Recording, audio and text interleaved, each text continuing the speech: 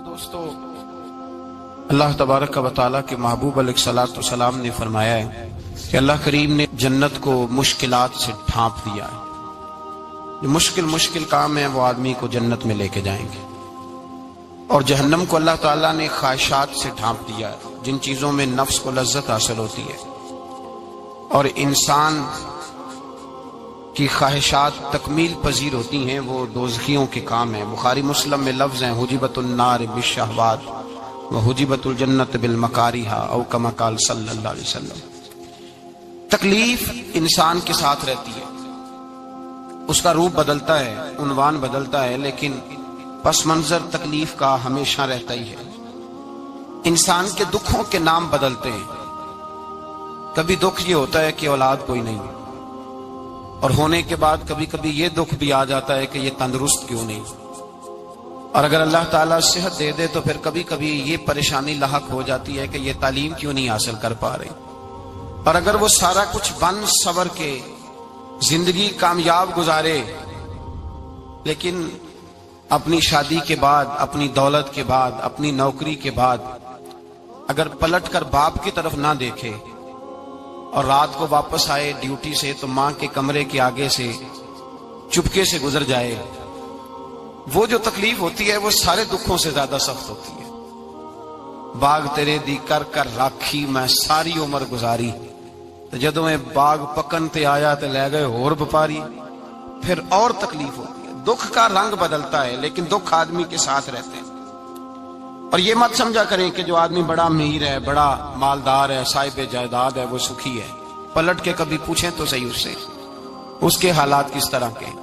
تکلیف انسان کے ساتھ رہتی ہے۔ غریب شہر تو فاقوں سے مر گیا، لیکن امیر شہر نے ہیرے سے خودکشی کر لی۔ یہاں امیر غریب ہر آدمی تکلیف میں، لیکن اہل ایمان کو جو رب تعالیٰ نے حکم ارشاد فرمایا وہ بڑا پیارا ہے، اور بڑا میٹھا ہے، اور بڑا سمجھنے والا ہے۔ اللہ تبارک و تعالیٰ نے مشکلات ہر آدمی کے ساتھ، لیکن ایماندار کو، رسول اللہ صلی اللہ علیہ وسلم کے غلام کو، نبی پاک کے کلمہ پڑھنے والے کو جو رنگ عطا کیا ہے وہ بڑا منفرد ہے۔ فرمایا فَإِنَّ مَعَ الْعُسْرِ يُسْرًا، بے شک میں نے ہر مشکل کے ساتھ آسانی رکھی ہوئی ہے۔ پھر فرمایا اِنَّ مَعَ الْعُسْرِ يُسْرًا، بے شک ہر مشکل کے ساتھ آسانی ہے۔ ہر مشکل کے ساتھ، بولیے گا ذرا، ہر مشکل کے ساتھ، اللہ نے ہر مشکل کے ساتھ۔ اور یہاں چونکہ 2 دفعہ ذکر کیا گیا کہ ہر مشکل کے ساتھ آسانی ہے، تو مفسرین کرام فرماتے ہیں رب فرما رہا ہے اگر میں تجھے 1 مشکل دوں گا تو 2 آسانیاں عطا کروں گا۔ اگر 1 مشکل آئے گی تو کتنی آسانیاں ملیں گی؟ 2 آسانیاں دوں گا اگر 1 مشکل آئے۔ انسان کو جو مشکلات آتی ہیں نا، اگر کسی شخص کو پتہ چل جائے نا کہ یہ سامنے والا پل میں نے گزرنا ہے تو اس پار میری اپنی جائیداد شروع ہو جائے گی، تو وہ پل گزرنا اس کے لیے مشکل نہیں رہتا۔ اگر کسی کو پتہ چل جائے کہ بس یہ 2 سڑکیں ہیں میں نے عبور کرنی ہے، پھر میرے لیے سفر آسان ہو جائے گا، تو وہ جھٹ پٹ گزر جاتا ہے، نہ دھوپ دیکھتا ہے، نہ تھکاوٹ دیکھتا ہے، نہ رش دیکھتا ہے، نہ گاڑیوں کی ریل پیل دیکھتا ہے، گزر جاتا ہے۔ اللہ کریم نے فرمایا بندہ مومن جان لے اگر میں تجھے 1 مشکل دوں گا تو میں تجھے کتنی آسانیاں، چلے سارے بول دیں کتنی جی، کتنی اللہ تعالیٰ آسانیاں دے گا؟ 2 آسانیاں۔ ہم لوگ اچھا جب ہمارا ذہن بن جاتا ہے نا کمزوری کا، ہمارا جب مزاج بن جاتا ہے مایوسی کا، پھر معاملہ ذرا ہمارے لیے گمبھیر ہو جاتا ہے۔ اگر ہم یہ ذہن بنائے نا کہ مشکل میرے اللہ کی طرف سے آئی ہے تو وہ مجھے آسانی بھی ضرور عطا کرے گا، تو پھر اللہ ضرور ہی آسانیاں عطا فرماتا ہے۔ اور جو مشکلات زندگی میں آتی ہیں نا، حضرت مولا علی شیر خدا رضی اللہ تعالیٰ عنہ کا بڑا خوبصورت فرمان ہے۔ حضرت علی فرماتے ہیں جب تجھے مشکل آتی ہے تو وہ تجھے رب کا پتہ بتانے آتی ہے، وہ تجھے اللہ کا پتہ بتاتی ہے، اس لیے کہ جب تو سارے اسباب کر لیتا ہے، جو ضرورت ہوتی ہے پوری کرتا ہے، تندرست ہو کے وہ کام کرتا ہے، پھر بھی کام نہیں ہوتا، تو اس کا مطلب ہے کرنے والا تو نہیں، کرنے والا کوئی اور ہے، جو کام کرنے والا کوئی اور ہے۔ تو عزیز بھائی یاد رکھیں ہر مشکل کے ساتھ اللہ نے آسانی رکھی ہوتی ہے۔ اگر اللہ تبارک و تعالیٰ بیماری عطا کرے تو اس کے ساتھ اللہ پھر جو تندرستی دیتا ہے وہ بھی بڑی اعلیٰ عطا فرماتا ہے۔ اگر اللہ کبھی غربت دے تو پھر اس کے بعد جو اللہ تعالیٰ آسانی دیتا ہے وہ بھی بڑی اعلیٰ عطا فرماتا ہے۔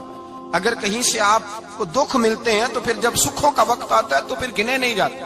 یاد رکھیں مشکلات کے پہلو میں آسانیاں ہوتی ہیں، اور جس آدمی کو مشکل آتی نہیں، میرے نبی کریم سید عالم صلی اللہ علیہ وسلم نے فرمایا مومن کو جو مشکل بھی آتی ہے اللہ اس کی برکت سے اس کے گناہوں کو معاف فرما دیتا ہے، اللہ اس کی برکت سے اس کے گناہوں کو معاف کرتا ہے، یہاں تک کہ حضور نے فرمایا میرے مومن کو کانٹا بھی چبھے تو اللہ تعالیٰ اس کی مشکل کو آسان فرما دیتا ہے۔ دو بزرگ بیٹھے تھے، ایک حضرت احمد رحمت اللہ علیہ اور ایک حضرت شرف الدین منیری رحمت اللہ علیہ۔ تو حضرت شرف الدین منیری کہنے لگے کہ دوست اصل میں وہ ہوتا ہے جو دوست کی طرف سے آنے والی تکلیف پر صبر کرے، جو اللہ کی طرف سے آنے والی تکلیف پہ صبر کرے وہ اللہ کا محبوب ہوتا ہے۔ تو حضرت احمد فرمانے لگے نہیں مجھے تیری بات کی سمجھ کوئی نہیں آئی، صبر کرے وہ اللہ کا دوست ہے، مصیبت پہ صبر کرے۔ تو کہا جناب پھر اگر نہیں سمجھ آئی تو آپ بتا دیں اللہ کا دوست کون ہے؟ تو آپ فرمانے لگے جو محبوب کی طرف سے آنے والی مصیبت کو اس کا تحفہ سمجھ کے قبول کرے وہ اصل دوست ہوتا ہے، اس کا تحفہ سمجھ کے قبول کرے، اپنے رب کا تحفہ سمجھے، مالک کا تحفہ سمجھے کہ اس نے مجھے تحفہ دیا ہے، مجھے کسی مشکل میں ڈالا ہے۔ تو رب کریم بلا مثال و بلا تشبیہ سمجھانے کے لیے اللہ جب کسی کو مشکل میں ڈالتا ہے، کافروں کو تو اس نے موجیں کرائی ہوئی ہے، بڑی بڑی سہولتیں دی ہوئی ہیں، مشکل میں ڈب بھی ڈالتا ہے، اپنے نیک بندوں کو ہی ڈالتا ہے۔ نمرود اور فرعون کے پیروں میں کانٹا بھی نہیں چبھتا تھا، ان کو تکلیف نہیں آتی، تکلیف کسے آتی تھی؟ اللہ کے نیک بندوں کو تکلیف آتی تھی۔ حضرت رابعہ بصریہ جب تک زندہ رہی تب تک بیمار رہی، جس دن طبیعت ٹھیک ہوتی تو کہتی اے اللہ تو کہیں مجھ سے ناراض تو نہیں ہو گیا، تو کہیں ناراض تو نہیں مولا جب تو مجھے تکلیف دیتا ہے تو میں رو کے تیری عبادت کرتی، جب مجھے دکھ ہوتے ہیں تو میں سجدے میں تڑپتی، اور خدا بندہ اب تو میں سکھی ہوں، موج میں ہوں، مجھے رونا ہی نہیں آ رہا، تو خدا بندہ تو کہیں ناراض تو نہیں ہو گیا مجھ سے؟ دکھ تو اچھے ہوتے ہیں، دکھ تو پیارے ہوتے ہیں، اور دکھوں کے بعد جو اللہ آسانی دیتا ہے اس آسانی کا پھر کیا ہی کہنا۔ اس حضرت ایوب علی نبینا علیہ الصلوۃ والسلام بیمار رہے، 60 سال اللہ نے تندرستی دی۔ کتنے سال بولے؟ 60 سال، غور کرنا بات پر، 60 سال علیل رہے، پھر بیمار ہو گئے، 18 سال ہو گئے بیمار ہوئے۔ زوجہ کہنے لگی دعا کر لیں آپ کو اللہ صحت دے دے۔ ہمیں اگر کوئی بندہ پوچھ لینا کہ بھائی کبھی کوئی خاص بات تو سناؤ، تو ہم جو ساری زندگی سکھ کے ساتھ سوئے ہوتے ہیں وہ بات نہیں سناتے، وہ جو ایک رات درد سے نیند نہیں آتی اس رات کا قصہ سناتے ہیں، کہتے ہیں وہ میرے الٹے دانت میں درد تھا تو میں ساری رات سو نہیں سکا۔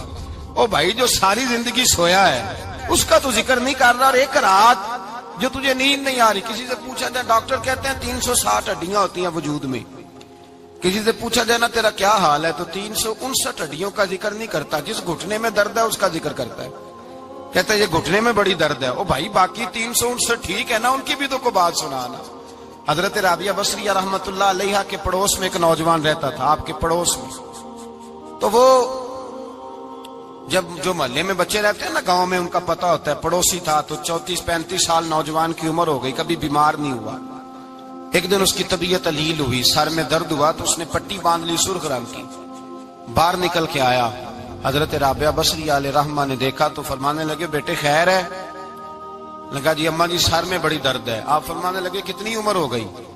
کہنے لگا 34-35 سال۔ فرمانے لگے پہلے تو کبھی درد نہیں نہ ہوئی؟ کہا نہیں اماں جی آج ہی ہوئی ہے۔ تو آپ فرمانے لگے 34 سال اللہ نے صحت دی ہے، تو نے شکر کی ایک پٹی بھی نہیں باندھی، اور آج درد ہوئی ہے تو شکوے کی پٹی تو نے فوراً ہی باندھ لی ہے، کوئی شکر کی پٹی بھی باندھنی چاہیے۔ حضرت ایوب 18 سال بیمار رہے، زوجہ کہنے لگی دعا کر لو، تو آپ فرمانے لگے بی بی سے کہ صحت کتنی دیر رہی؟ اس نے کہا 60 سال۔ تو آپ فرمانے لگے ذرا بیماری کو بھی 60 سال گزر لینے دو پھر دعا بھی کر لیں گے۔ یہ دعا کی، اللہ یہ لفظ کہے اللہ نے صحت دے دی، تندرستی آ گئی۔ ایک دن گھر میں بیٹھے بیٹھے زوجہ کہنے لگی کہ ایوب یہ بتاؤ دکھ اچھے کہ سکھ؟ آپ فرمانے لگے سارے دن ہی اللہ کے ہیں پر دکھ بڑے اچھے تھے، مجھ سے پوچھو تو دکھ بڑے اچھے تھے۔ کہا کس طرح؟ تو حضرت ایوب فرمانے لگے جب میں بیمار تھا تو 24 گھنٹے میں ایک دفعہ میرا رب میرا حال پوچھا کرتا تھا، ایک دفعہ میرا اللہ پوچھتا تھا ایوب تیرا حال کیا ہے؟ فرماتے ہیں 12 گھنٹے تو لذت ہی رہتی تھی کہ میرے رب نے میرا حال پوچھ لیا، اور اگلے 12 گھنٹے میں انتظار کرتا تھا مالک حال دوبارہ کب پوچھے گا۔ فرمانے لگے اب صحت تو ہو گئی ہے پر اب میرا رب میرا حال تو نہیں نہ پوچھتا۔ بھائی مشکلات جو ہوتی ہیں وہ تو تجھے سجا دیتی ہیں، سوار دیتی ہیں. تجھے یاد آتا ہے کوئی اپنا، جب تجھے درد ہوتی ہے نا، تکلیف ہوتی ہے، پھر تیرا دل کرتا ہے کوئی کندھا ملے جہاں میں سر رکھ کے رہوں. پھر اسی لیے تو کسی درویش سے کسی نے پوچھا تھا اپنا کون ہوتا ہے، تو کہا جو تجھے دکھ کے وقت یاد آئے وہ تیرا اپنا ہے. جو تجھے عین آزمائش کے وقت یاد آئے اور تجھے اس کا نمبر فوراً تیرے موبائل پہ چلنے لگے، وہ تیرا اپنا سجن ہے جس کو تو دکھ کے وقت یاد کرے. تو بھائی مشکلات کے بعد جو اللہ آسانی دیتا ہے. حضرت ابراہیم کو آگ میں بھی پھینکا گیا، حضرت ابراہیم علیہ السلام کو ستایا بھی گیا، نکالا بھی گیا، لیکن جب ان مشکلات سے گزرے تو میرا رب فرماتا ہے وَإِذِ ابْتَلَىٰ إِبْرَاهِيمَ رَبُّهُ بِكَلِمَاتٍ فَأَتَمَّهُنَّ قَالَ إِنِّي جَاعِلُكَ لِلنَّاسِ إِمَامًا. کہا جب ابراہیم پورے اترے تو پھر ہم نے انہیں امام بنا دیا. یا اللہ کس طرح کی امامت دی؟ فرمایا میں نے اتنی اعلیٰ شان عطا کی ہے کہ اپنے لاڈلے رسول کو جناب ابراہیم کی نسل میں پیدا فرما دیا ہے. میں نے مصطفیٰ کو ان کی نسل میں پیدا کر دیا، قیامت تک کے لیے ان کا وقار بڑھا دیا. اللہم صلی علی محمد وعلی آل محمد کما صلیت علی ابراہیم وعلی آل ابراہیم. ان کی عظمت بڑھا دی، اس لیے کہ جب وہ آزمائش سے گزر کر کے آئے پھر جو آسانی دی. میرے نبی پاک صلی اللہ علیہ وسلم نے دین ابراہیمی کی بہت ساری چیزوں کو رکھا، کہا میں ملت ابراہیمی پہ ہوں. جب کوئی مشکلات کو عبور کر کے آتا ہے، جب کوئی تکلیفیں سہ کر کے آتا ہے، اس کے لیے جو اجر ہوتا ہے، اس کے لیے جو پھر اللہ کتنی ذرا بڑی توجہ کیجئے گا. لوگ سمجھتے ہیں فلاں آدمی مشکل میں ہے تو شاید مشکل میں ہی رہے گا، فلاں آزمائش میں ہے تو شاید میرا اللہ فرماتا ہے ایک مشکل دے کے میں دو آسانیاں بھی دوں گا. تم مشکل دیکھ رہے ہو، مشکل نہ دیکھو، وہ جو اس کو بعد میں آسانی آنے والی ہے، اور ڈبل جو میں اس پر نعمت کرنے والا ہوں اس کو دیکھو. حضرت یوسف کو بھائیوں نے کنویں میں ڈال دیا تھا، اور جب کنویں سے نکلے تو مصر کے بازاروں میں بکے، اور پھر زلیخا نے الزام لگایا تو حالات بگڑ گئے. حضرت یوسف کو جیل جانا پڑا. کتنی کٹھن زندگی تھی، لیکن میرے مالک کو کچھ اور ہی منظور تھا. کنویں میں گرنے والے، بازار میں بکنے والے، جیل میں جانے والے، الزام لینے والے جناب یوسف کو رب کریم نے اسی مصر کا بادشاہ بنا دیا. اللہ پاک نے اسی مصر کا حکمران بنا دیا. یاری تیری سونا پر ازمیشاں تیریاں اگ، اے سونا پرکھیا جامد آئی پہلو نال اگاں دے لگ. اس کے لیے تھوڑا سا جتن کرنا پڑتا، تھوڑے کٹھن حالات سے گزرنا پڑتا، تھوڑی آزمائشوں کا روپ دیکھنا پڑتا. ہم چاہتے ہیں کہ ہمیں چھیڑے کوئی نہ کوئی تکلیف نہ آئے، کوئی آزمائش. یہ ہو نہیں سکتا میرے بھائی. نامی کوئی بغیر مشقت نہیں ہوا. 100 بار جب عقیق کٹا تب جا کر نگی ہوا. ہم چاہتے ہیں کہ ہمیں کچھ بھی دقت نہ آئے، مشکلات نہ آئے. اور مشکلات تو انسان کو سنوارتی ہیں بھائی، وہ تو نکھارتی ہیں. کبھی پوچھا کرو جا کر کے کسی گندم کے دانے سے کہ تو کہاں سے ہو کے آیا ہے، کہاں سے نکل کے آیا ہے، تو وہ بتلائے گا کہ بڑے مشکل مراحل سے گزرا ہوں، اور پھر اللہ نے مجھے طاقت دی ہے کہ میں انسان کے وجود کا حصہ بنا. تو بھائی کٹھن مراحل، آزمائشیں، تکلیفیں، یہ انسان کو بڑا انسان بنا دیتی، یہ اس کے لیے ترقیوں کا پیش خیمہ ہوتی. ہمارے جوان پریشان ہو جاتے ہیں، عورتیں خاص کر کے اس بات پہ توجہ کریں، وہ بڑی جلدی غم لے جاتی ہیں. وہ کہتی ہیں جانے میرا کچھ ہوگا ہی نہیں، جانے میرا کچھ ہو ہی نہیں سکتا. میرے بھائی درجنوں اور بیسیوں لوگ ایسے ہیں جن کی اولادیں نہیں تھی، لیکن نام ان کا ان سے بھی زیادہ ہے جو بڑے بڑے صاحب اولاد. حضرت عبداللہ مزنی حضور کے غلام تھے، قبیلہ مزن کے رہنے والے. والد فوت ہو گئے، چچا نے پالا تھا، اسلام قبول کر لیا. چچا اسلام کا بڑا دشمن ہے، حضور کا نام آئے تو جلال کرتا، حسد اور بغض میں جل جاتا، بڑی اسلام کے ساتھ دشمنی اور عناد رکھتا ہے. حضرت عبداللہ کہتے ہیں پہلے تو میں عشق رسالت کو دباتا رہا، پھر یہ چنگاری شعلہ بن گئی، پھر کہ یہ ہلکا سا جذبہ سمندر اور صحرا کا روپ دھار گیا. فرماتے ہیں ماں تھی اور میں تھا. میں گیا جا کے چچا سے کہا میں نہیں رہ سکتا. کہاں جائے گا؟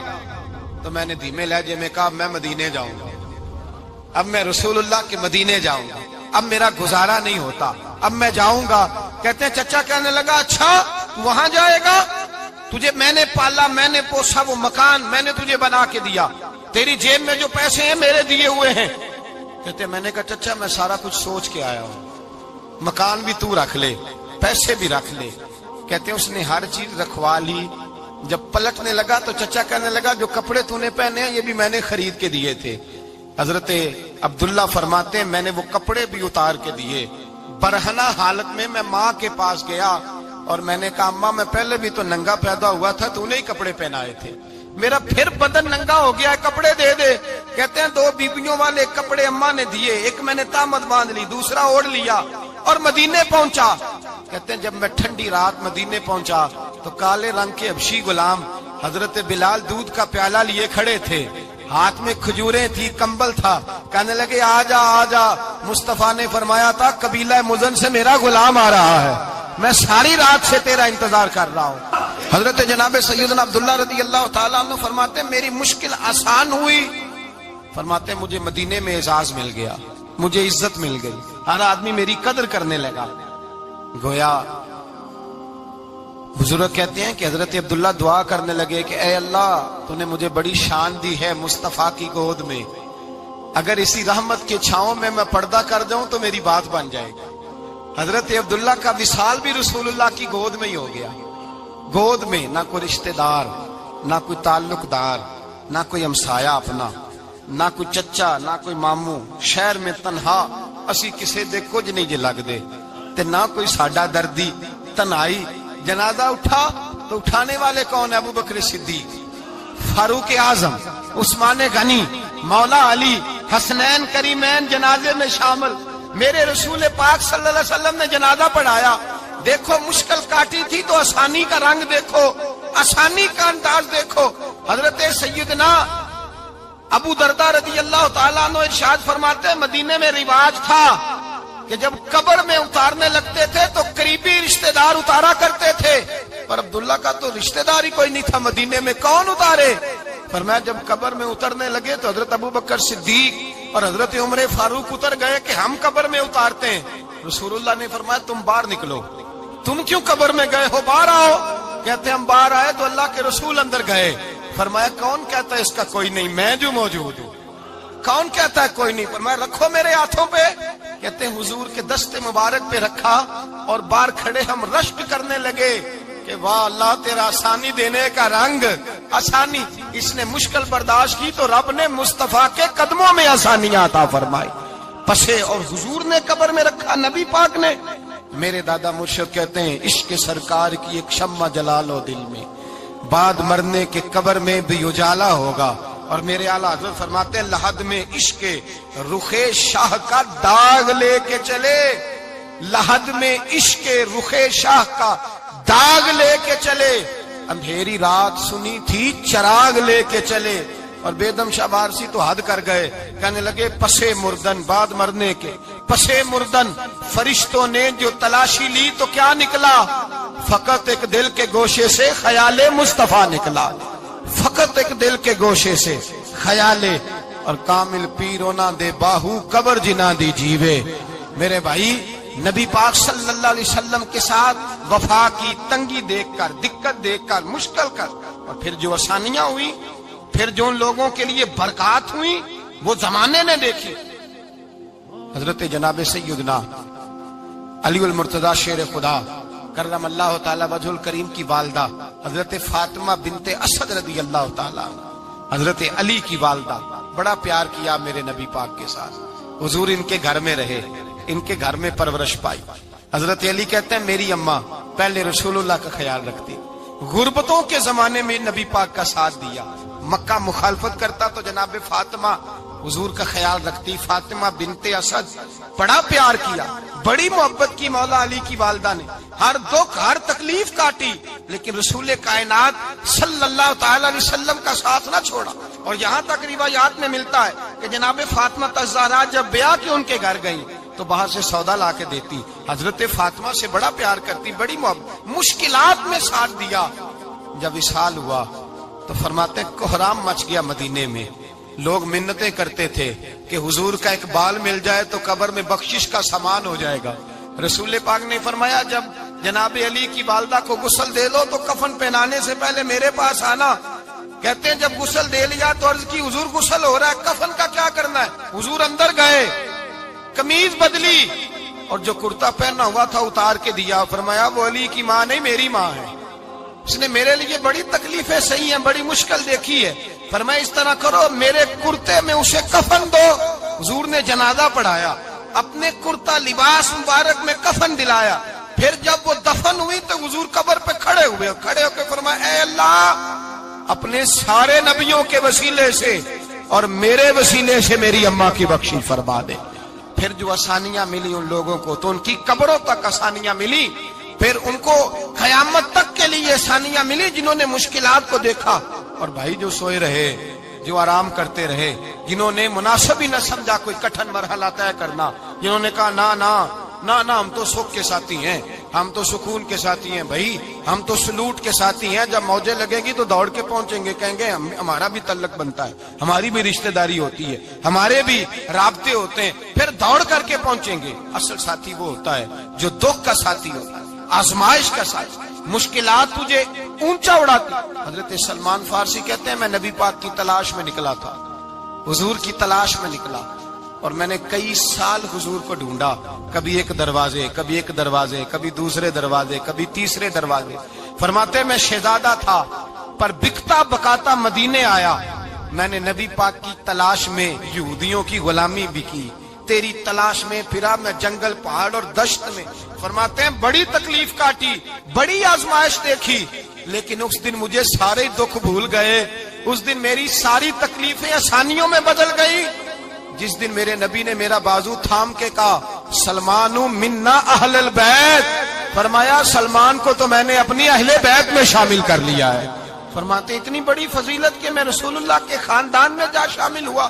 تو بھائی یاد رکھیں, جب آپ کو مشکل آتی ہے تو آپ کو آسانی دینے کے لیے آتی ہے, جب آپ کی طرف کوئی آزمائش آتی ہے تو آسانی دینے. یہ بات صحیح ہے کہ بیٹیاں پیدا ہونے پہ مشکل ہوتی ہے, ان کے نصیبوں سے ڈر آتا ہے, پر جتنی آسانی اللہ بیٹیوں کے باپ کو عطا کرتا ہے اور جتنی رحمت رب بیٹیوں کے باپ پہ فرماتا ہے اتنی بھی کسی اور کے حصے میں نہیں آتی. اس میں شک کوئی نہیں کہ بوڑھے ماں باپ کو جب سنبھالنا پڑے تو مشکل ہوتی ہے. بوڑھوں کی طبیعت بچوں جیسی ہو جاتی ہے, دقت ہوتی ہے, آزمائش ہوتی ہے, ان کی بات سننا بعض اوقات کڑوا لگتا ہے, ان کی فرمائشیں بعض اوقات بچوں کی طرح ایسی ہوتی ہیں جو حل نہ ہو سکیں. لیکن یہ وہی ماں باپ ہیں جن کی نوکری کے بارے میں میرے مصطفیٰ نے فرمایا اگر تو ایک رات انہیں خوش کرنے میں کامیاب ہوا تو اللہ 2 حج اور 2 عمرے کا ثواب عطا فرمائے گا. اس میں شک نہیں کہ بہت سارے کام مشکل ہوتے ہیں, کٹھن ہوتے ہیں, آزمائش والے ہوتے ہیں, اس میں کوئی شک نہیں کہ اس دور میں دین کا کام بڑا مشکل ہے, دعوت و تبلیغ کا سلسلہ بڑا کٹھن ہے. اس دور کے اندر حق بات بیان کرنا بڑا ہی مسئلہ ہے. اس دور کے اندر لوگوں کو کھری بات پہنچانا اور بتانا یہ اپنے ہاتھ میں آگ کا انگارہ پکڑنے کے مترادف ہے. لیکن میرے مصطفیٰ نے فرمایا تھا اس دور میں جب فتنہ ہو من تمسک بسنتی اندہ فساد امہ فلہ اجر 100 شہید. فرمایا اس دور میں جب آزمائشیں آ جائیں, تکلیفیں آ جائیں, اس دور میں جو میری سنت پر عمل کرے گا, رسول پاک کا وعدہ ہے اللہ ایک سنت پر عمل کرنے والے کو 100 شہیدوں کا ثواب عطا فرمائے. اللہ 100 شہیدوں کا درجہ دے گا اسے. تو بھائی جس قدر مشکل زیادہ اس قدر آسانی بھی, اس قدر اجر بھی زیادہ. مشکلات سے گھبرایا نہ کریں, ذہن بنا لیں کہ جس رب نے دی ہے وہی اللہ نجات بھی عطا فرمائے گا. انسان آسان ہو جاتا ہے. ہم لوگوں نے نا دوڑ صرف سکھ کٹھے کرنے کے لیے لگا لی ہے, سکھ کٹھے کرنے کے. وہ لوگ دکھوں میں راضی رہتے تھے, آزمائشوں میں. ہمارا دعویٰ ہے رب رسول سے پیار کا, اور میرے حدیث بخاری میں ہے فرمایا جو مجھ سے جتنا زیادہ پیار کرے گا اتنا اس کی طرف مشکل زیادہ آئے گی.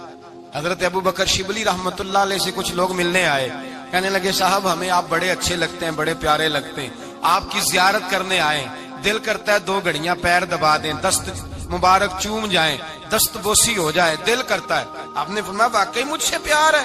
کہا حضور بڑا پیار ہے. فرمایا سوچ لو کا صاحب بڑا پیار, پھر سوچ لو کا بڑا پیار ہے.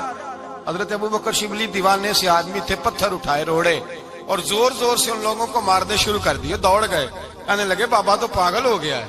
جب دوڑے تو حضرت ابو بکر شبلی فرمانے لگے بس تم تو کہتے تھے ہمیں پیار بڑا ہے. کہا حضور کیا مطلب؟ آپ فرمانے لگے اگر تمہیں مجھ سے پیار ہوتا تو میرے روڑے کھا کے میرے دروازے پہ مر جاتے, کبھی میرا ساتھ چھوڑ کے نہ جاتے. تمہیں پیار نہیں، تم سوک کے سجن ہو، تم چوری کھانے والے میاں مٹھو ہو، تم تو اس لیے آئے ہو کہ یہاں برکتیں ملیں گی، موجیں ملیں گی، تمہیں پیار نہیں۔ ہمیں خدا رسول سے پیار بھی ہے، ذرا سی آزمائش آئے رونے بیٹھ جاتے ہیں، غریب بھی رو رہا ہے، بیمار بھی رو رہا ہے، تنگ دست بھی رو رہا ہے، اور جو آدمی کسی مشکل میں گرفتار ہے وہ بھی کہتا ہو جتنا میں الجھ گیا ہوں ہے ہی کوئی نہیں۔ اٹھیں، بیدار ہوں، اپنے آپ کو توانا کریں، اپنے اندر جولانیاں پیدا کریں، یاد رکھیں جتنی مشکل سخت ہوگی اتنی آسانی بھی اللہ زیادہ ہی عطا فرمائے گا۔ اللہ تعالیٰ زیادہ اور وعدہ کیا اللہ پاک نے، فَإِنَّ مَعَ الْعُسْرِ يُسْرًا إِنَّ مَعَ الْعُسْرِ يُسْرًا، فرمایا اگر میں تمہیں ایک مشکل دوں گا تو میں تمہیں 2 آسانیاں عطا فرماؤں گا۔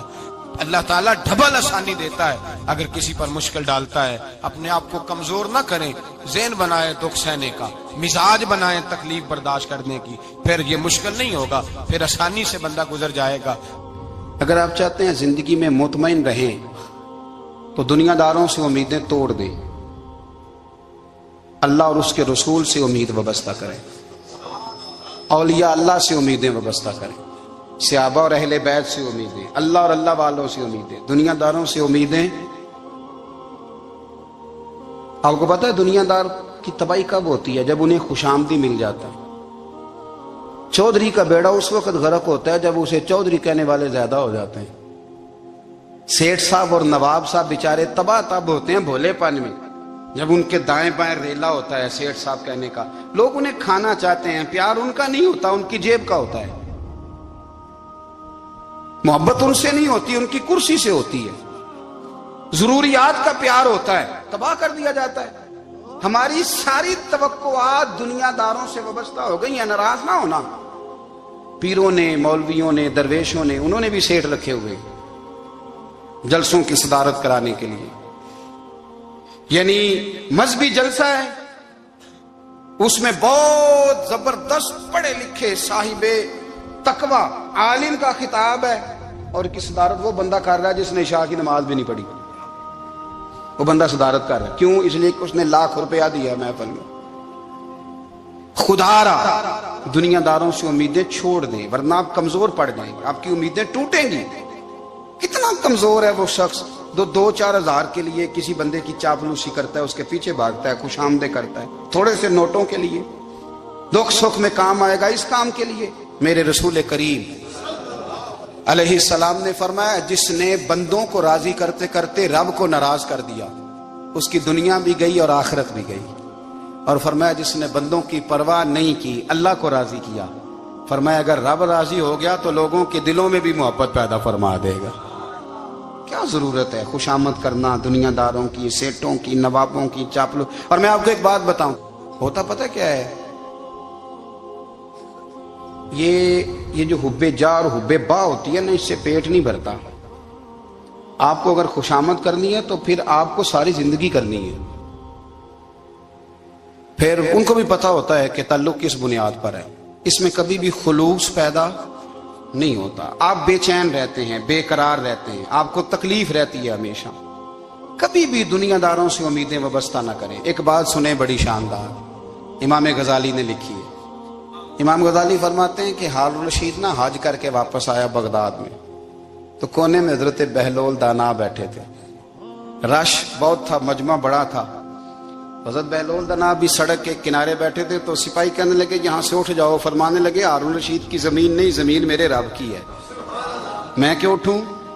وہ قریب سے گزرا تو سلام لی، تو آپ نے اس کا پروٹوکول دیکھا تو فرمانے لگے ہارون الرشید تجھ سے تگڑے تگڑے موٹے موٹے پروٹوکول میں نے لوگوں کے دیکھے ہیں، اور یہ جو تیرے دائیں بائیں آج تیرے نعرے لگا رہے ہیں یہ پہلے ان لوگوں کے نعرے لگایا کرتے تھے، اور تھوڑا وقت گزرنے دے، جو تیرے بعد آئے گا نا یہ سارے پھر ان کے نعرے بھی لگائیں گے۔ تو جھوٹ کی دنیا میں زندہ ہے، ان سے تو نے امیدیں وابستہ کی ہیں، یہ کل اس کے نعرے لگائیں گے۔ اس کے دل پہ بڑا اثر ہوا، گھوڑے سے اتر آیا، آگے کہنے لگا حضور آپ نے مجھے بڑی اچھی نصیحت کی ہے، میرا دل بڑا ٹھنڈا ہوا ہے، میں نے سنا ہے آپ مقروض ہیں، کچھ لوگوں کا قرض، تو مجھے کوئی حکم ہی کر دیں۔ آپ ہنسنے لگے، فرمانے لگے یار تو بڑا ہی بیوقوف ہے، بڑا ہی بیوقوف ہے تو، میں تجھے نصیحت کر رہا ہوں تو مجھے الجھا رہا ہے، حضور کوئی حکم کر دیں۔ کیا خوبصورت انداز ہے رب کریم کے بندوں کا۔ حضرت بہلول دانا فرمانے لگے تیرا رب کون ہے؟ کہا اللہ. تو فرمایا میرا کون ہے؟ کہا اللہ. فرمانے لگے یہ تو نہیں نہ ہو سکتا کہ اللہ ہارون رشید کو دیتا رہے اور بہلول دانا کو بھول ہی جائے. یہ تو نہیں نہ ہو سکتا کہ ہارون رشید کو دیتا رہے اور بہلول دانا کو بھول جائے. فرمایا اس کا دل، اس کا ارادہ ہوا، ارادہ قدرت ہوا کہ بہلول مقروض رہنا چاہیے. تو اگر رب مجھے رکھنا چاہتا ہے، دکھ قبول محمد بخشا راضی رہن پیارے، اگر وہ چاہتا ہے میں مقروض رہوں تو میں بھی چاہتا ہوں کہ میں مقروض ہی رہوں. یہ تو نہیں نہ ہو سکتا کہ تجھے دے اور مجھے نہ دے. فرمایا میری تجھ سے کوئی امید نہیں، مجھے جب بھی دے گا میرا رب بھی دے گا، اور وہ دے گا تو پھر انشاءاللہ خزانے کھول کے دے گا. دنیا داروں سے امیدیں وابستہ کرنا، لوگوں کے پیچھے، یہ چھوڑ دیں. آپ بے چین رہیں گے، بے قرار رہیں گے. اللہ والوں سے ضرور امیدیں وابستہ کریں، اس لیے کہ ان کے پاس جو کچھ ہوتا ہے وہ دراصل رب کا ہی ہوتا ہے. لیکن سیٹھوں سے، نوابوں سے، سیاستدانوں سے باز آ جائیں. ہماری بڑی امیدیں وابستہ ہیں. میں اکثر کہتا ہوں جتنے پھیرے نوکری کے لیے دنیا دار کے دروازے پہ لگائے ہیں نا، اس سے کم دفعہ مسجد میں نفل پڑے ہوتے تو رب اتنی بڑی مہربانی فرما دیتا. تیسری بات یہ یاد رکھیں، اگر سکون لینا چاہتے ہیں نا، اگر سکون لینا چاہتے ہو نا تو لوگوں کو ڈسکس کرنا بند کر دو. کس کو اللہ نے کتنے پیسے دیے ہیں وہ جانے اور اللہ جانے، کس کو اللہ نے کتنی گاڑیاں دی ہیں وہ جانے، اور لوگوں کو ڈسکس کرنا. جی یعنی میں ایک جگہ بیٹھا تھا تو ایک صاحب گاڑی والا گزرا، گاڑی میں بیٹھ کے، اس کا پڑوسی تھا، کہندا منہ ہے کار والا. میں کہ وہ تے ہے تاں ہی بیٹھا ہے. تے ہن میں کہ سمجھانا سی نا انہوں، میں کہ توں تے میں حساب لائیے بھی ساڈے کول کوئی نہیں، وہ تے ہے لیکن نا اللہ نے اسے دی ہے نا، تو اللہ نے چاہا نا وہ کار میں بیٹھے. تو جس نے پھٹے پہ بیٹھ کے یہ تبصرہ کیا کہ منہ ہے کار والا، میں کہ ابھی وہ تے ہے تاں کار ہے. اب مجھے اور تجھے اندازہ لگانا چاہیے کہ ہم کیا یہ بحث ہے. یعنی اللہ کو چاہیے تھا معاذ اللہ کے پہلے تم سے پوچھتا کہ اسے کار دینی ہے کہ نہیں. کیا مطلب فضول بحث ہے. وہ چیز ہمیں اتنا تنگ کرتی ہے، اتنی تکلیف دیتی ہے کہ آپ یقین کریں سارا دن اسی کو ڈسکس کرتے ہیں. سارا دن اس کے پاس گاڑی ہے، اس کے پاس کار ہے، فلانے کا پیسہ 1 نمبر ہے، فلانے کا 2 نمبر ہے، فلانے کا 6 نمبر ہے. اصل بات کے اندر حسد ہے، اس کو نکالو. ایک بات کہنے لگا ہوں، اسے یاد رکھنا. میرے اعلیٰ حضرت رحمۃ اللہ علیہ فرمایا کرتے، حسد کرنے والا بندوں پر اعتراض نہیں کرتا، اللہ پر اعتراض کرتا. وہ کہتا ہے اللہ اسے کیوں دیا ہے، اتنا کیوں دیا ہے، معاذ اللہ وہ اللہ کی تقسیم پر اعتراض کرتا. حسد کرتے ہو بے چین رہو گے. حسد آپ کے دل کو تڑپا کے رکھ دے گا. چھوڑے، اللہ بڑا کریم ہے، جس کو جہاں چاہتا ہے وہاں بٹھا دیتا ہے. آپ قطعاً اس بحث میں نہ پڑے کہ اللہ نے کس کو کتنا دیا ہے، کب دیا ہے، کیوں دیا ہے. وہ بڑا بے نیاز ہے. حسد آپ کو تباہ کرے گا. دنیا میں پہلا گناہ جو ہوا تھا وہ حسد تھا. ابلیس نے حضرت آدم سے حسد کیا، کہنے لگا میں بہتر ہوں، سرداری اس کو مل رہی ہے، یہ تو اللہ کو پتہ ہے نا کس کو دینی ہے. اور دنیا میں پہلا قتل حسد کی وجہ سے ہوا. حابیل قابیل کے درمیان حسد کا معاملہ تھا. خاتون کا نکاح اس سے کیوں ہو رہا ہے، مجھ سے ہونا چاہیے. حسد تباہی کرتا. آپ یقین کریں، یعنی دکاندار کے سامنے دوسری دکان پڑتی ہے اور پریشان ہو جاتا ہے. وہ کہتا ہے میرا کیا بنے گا، لا حول ولا قوت الا باللہ العلی العظیم. یعنی تیرا کا خیال ہے کہ تیرے حصے کی روٹی وہ کھا جائے گا. اتنا چھوٹا دل. یعنی تیرا موقف یہ ہے کہ تیرے حصے کا نصیب اس تک چلا جائے گا، یہ تیری خواہش ہے. ایک دوسرے کی کمزوریاں بیان کرنا، اس کا تو مال ہی ناقص ہے جی، اس کے تو پاس ہی کچھ نہیں. یہ تو کمزور لوگوں کا طریقہ ہے. میرے رسول کریم علیہ الصلوۃ والسلام گزر رہے تھے. پت جھڑ کا موسم تھا، خزاں کا موسم تھا، درختوں کے پتے جھڑ رہے تھے. صحابہ کو ساتھ لے کے حضور گزرے اور ایک درخت کی ٹہنی کو پکڑ کے حضور نے ہلایا. صحابہ فرماتے ہیں کہ چھم چھم اس کے پتے گرے، زمین پر ڈھیر لگ گیا. حضور نے فرمایا دیکھا تم نے کیا ہوا؟ حضور ہاں. فرمایا کتنی تیزی سے پتے جھڑے ہیں، صرف تنا رہ گیا ہے اور خالی ٹہنیاں رہ گئی ہیں، کوئی حسن بچا ہے؟ حضور نہیں. تو نبی کریم فرمانے لگے جو حسد کرتا ہے نا اس کی نیکیاں بھی اسی طرح جھڑ جاتی ہیں، اسی طرح. اور ایک جگہ حضور فرمانے لگے جس طرح راکھ لکڑی کو آگ کھا جاتی ہے، جس طرح لکڑی کو آگ جب آگ کھا جائے تو پھر لکڑی کو لکڑی نہیں کہا جاتا، راکھ کہا جاتا ہے، کوئلہ کہا جاتا ہے، اس کی اصل باقی یعنی اسے کھائی جاتی ہے۔ تو حضور علیہ الصلوۃ والسلام فرمانے لگے جس طرح آگ لکڑی کو کھا جاتی ہے، فرمایا اسی طرح حسد نیکیوں کو کھا جاتا ہے، نیکیاں رہتی نہیں۔ حسد کرنے والے کے پاس نیکیاں یعنی ان کی اصل شکل موجود، کبھی بھی حسد نہیں کریں۔ اللہ کی تقسیم ہے، جس کو چاہے جب چاہے جتنا چاہے عطا کرے۔ اور چوتھی بات میرے بھائی، کبھی بھی بغض نہ پیدا کریں۔ بغض والے لوگ بے سکون رہتے ہیں۔ بہت ساری کمزوریاں ہمارے اندر ہوتی ہیں نا، پھر اللہ ہماری روزی تو نہیں نہ بند فرماتا، یہ تو نہیں کہتا کہ زمین سے نکل جاؤ۔ اگر یہی والا معاملہ ہو جو ہمارا ہے کہ شادی پہ اس نے میرے ساتھ برا سلوک کیا تھا، اب ساری زندگی بغض رکھنا ہے، اگر یہی معاملہ فرشتے اللہ کی بارگاہ میں کہیں کہ یا اللہ اس نے فلانے دن شراب پی تھی، اب اس کو زمین میں نہیں رہنے دینا، نظام زندگی چلے گا؟ تو اگر اللہ ہمیں معاف کرتا ہے تو ہم بندوں کو معاف کیوں نہیں کرتے؟ آپ یقین کریں اتنی لمبی عداوتیں، اتنا لمبا حسد، اتنا لمبا بغض، اتنا لمبا۔ حدیث میں نے پڑھی، میں حیران رہ گیا۔ میرے نبی کریم علیہ الصلوۃ والسلام نے فرمایا اپنی بیوی سے کبھی بغض نہ رکھنا، اگر اس کی ایک بات ناپسند ہو تو اسے چھوڑ کے وہ بات دیکھو جو تمہیں پسند ہے۔ میں اس حدیث کو پڑھ کے سوچنے لگا کہ کیا بیوی کا بھی بغض رکھتے ہیں لوگ؟ اب حضور نے کہا ہے تو اس کا مطلب ہے لوگ بیوی کا بغض بھی رکھتے ہیں۔ اب اس پر استدلال کر کے مجھے کہنا پڑے گا کہ سسرال والوں کا بغض بھی رکھتے ہیں، کہنا پڑے گا کہ بھائی کے سسرال والوں سے بھی بغض رکھتے۔ اس حدیث کی روشنی میں سمجھا کہ لوگ بھابھی کا بغض بھی بغض رکھتے ہیں، بغض، ورنہ عادتیں تو ہماری بھی کئی بری ہوتی ہیں۔